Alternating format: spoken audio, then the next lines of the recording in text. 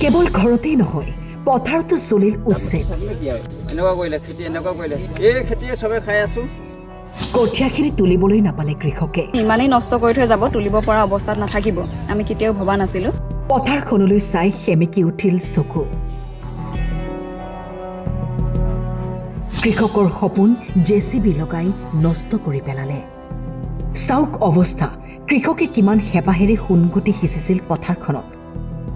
কিন্তু উচ্ছেদ চলাবলৈ আহি অমানৱীয়ভাৱে এফালৰ পৰা শেষ কৰি পেলালে জেচিবিৰে জাননীটো পাইছিলো যদিও আমি সেইখিনি সময়ত ৰুব পৰা নাছিলো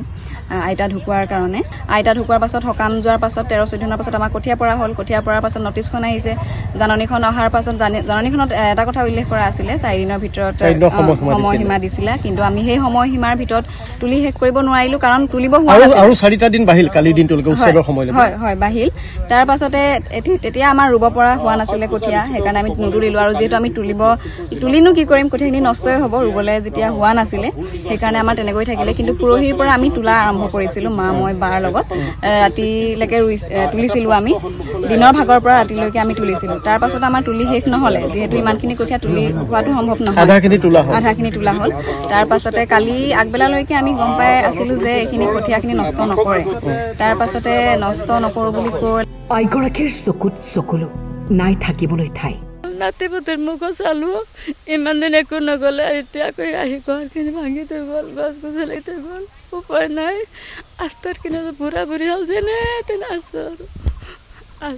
এতিয়া আপোনালোকৰ দয়া ধৰ্মকে কি কয় অকণমান ভেটি দিলে বুঢ়া বুঢ়ী হালকাল থাকিম তাই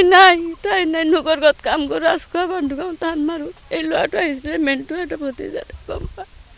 তাৰ বিয়া মাকৰ বিয়া নহওঁতে আমি এতিয়া টকা হেমন্ত মামা দয়া কৰি অকণমান ভেটি দিয়ে 1 কাঠা মাটি তল দিয়ে আমি বুঢ়া বুঢ়ী হাল আহি এতেই যেনে তেনেকৈ থাকিম আৰু চুপুৰি বনাই হেমন্ত মামা মাটি ঘাটি একো নাই নোকৰ ঘৰত কাম চাম কৰি খাওঁ সেইটো কথা ক'লে হেমন্ত মামাক সেইটোৱে জনালোঁ 1 কাঠা মাটি তল দিয়ে বুঢ়া বুঢ়ী যেনে তেনেহ'লে থাকিম আহি আৰু 218টাকৈ পৰিয়ালৰ অৱস্থা আজি ৰাজপথত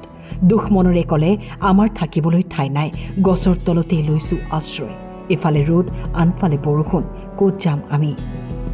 দয়া কৰি আমাক অকণমান ঠাই দিয়ক লখিমপুৰৰ পৰা ইঞ্জামামুল হকৰ ৰিপৰ্ট টাইম